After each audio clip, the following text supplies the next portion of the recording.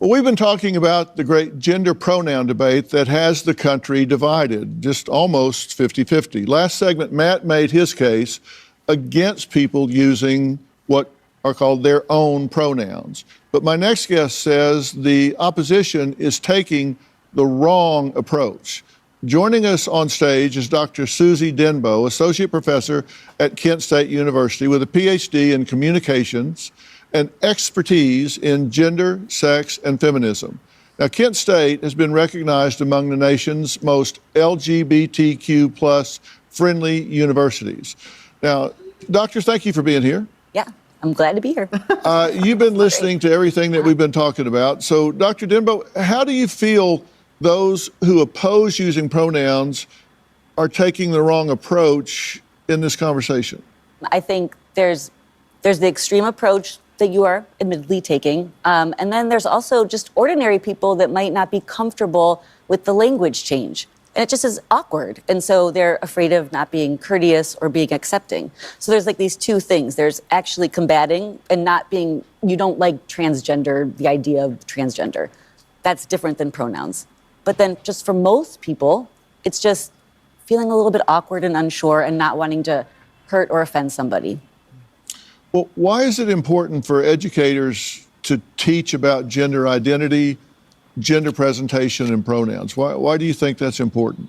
Because there is a difference. There is biological sex, and a lot of times people are conflating sex and gender. So there's biological sex, and then there's gender, and that's a social construct in the sense that just because you're born biologically a female doesn't mean you automatically want to vacuum, for instance, which is usually a feminine activity or conflated that way. And so it's this idea of giving children in age-appropriate ways an understanding that these things aren't set in stone. Gender identity is not tied to biology. You say that gender's not set in stone. It's not. What do you mean? I mean that's just factually incorrect saying that. So you have biology is the chromosomal makeup and reproductive organs and all of that. And so that would be sort of the nature side of things. Mm-hmm. But the nurture side of things is where we see more of gender identities. She began by saying that my view is extreme. Okay, so the view that every single person on Earth has held up until 15 seconds ago is extreme. And the view that almost everyone does right now still holds extreme, apparently, according to her. But there is this they are conflating gender and sex because on one hand they say, well, you got your biological sex, but then your gender is whatever social construct. But then they turn around and say that trans women are women. So a man who identifies with the gender, the social construct of womanhood, actually is a woman. So if you can laugh all you want, but this is a logical problem. You are conflating sex and gender just by saying that. So that's the problem. There's biological sex, and then there is gender identity. Part of me wants to ask why you care so much, because it's really not that big of a deal. Can I answer that? I'd love to answer that. Gender identity, and why he cares so much about this. And what about you? Why do you care so much about this? Why did you come here on this show to talk about this? So you like, okay, you guys are happy that people are just keeping quiet and you guys are going all over the world propagating this kind of delusional mindset on people. And when people like Matt Walsh stood up to it and said, no, this is wrong, you're asking him, why are you concerned about this? Okay, what about you? Why are you concerned about this? Why do you decide to leave the normal, like the norms of the world, like the natural norms of a woman and a man, a boy and a girl, to switch to this delusional mindset of now there is no boy, there is no girl, there is nothing like that. Anybody can just decide to be anything. And you are here sitting here as a professor. These are the kind of people that are teaching people in the US, universities and whatever. A professor.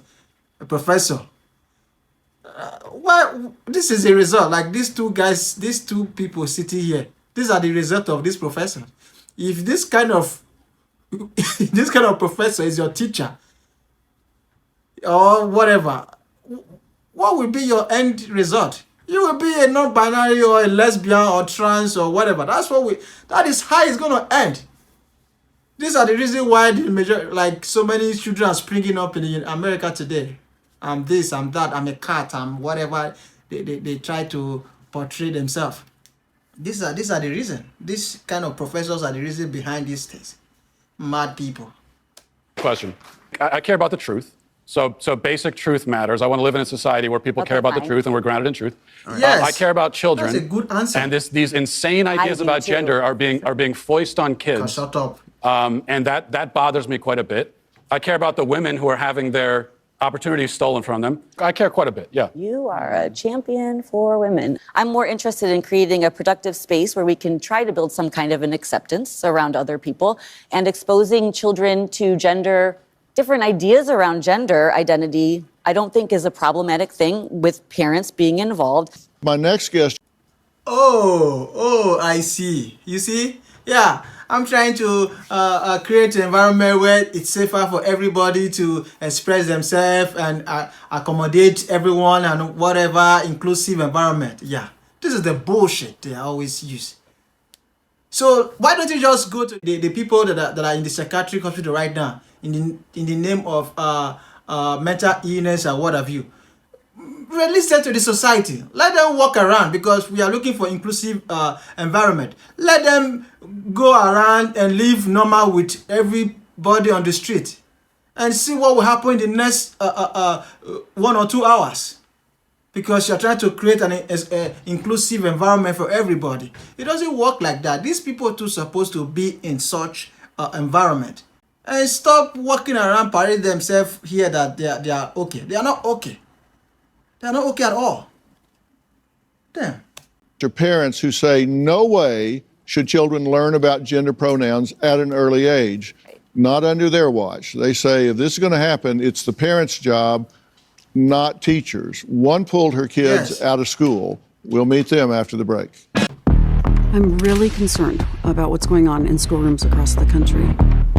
The entire gender pronoun situation makes me feel very upset. People may think that if you don't want to use the preferred pronouns, that you're against gay people. This is 100% untrue. I am a huge advocate for gay people, trans people, and the like. Stacy and I both have children in the same school district. I learned that the teachers in my children's school were asking for the kids' preferred pronouns in the classroom. When I heard about this, it was extremely upsetting. Last year, my son was given a homework assignment that gave an example of a child not identifying with the gender that they're born with. This is an example of the homework that was given to my 8-year-old son. If a student is unsure of their place in the gender spectrum, or is experimenting with different forms of gender presentation, school uniforms can present a real challenge. Oh my gosh. What is gender spectrum?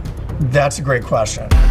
My son was really confused. I feel like I'm ambushed because now I'm explaining to my son. He asked me, what does sexist mean? As a parent, I felt trapped. I felt I had to explain these concepts to my son. I felt like I was whittling away his innocence. This year, my 12-year-old daughter had a science teacher ask the class about their preferred gender pronouns.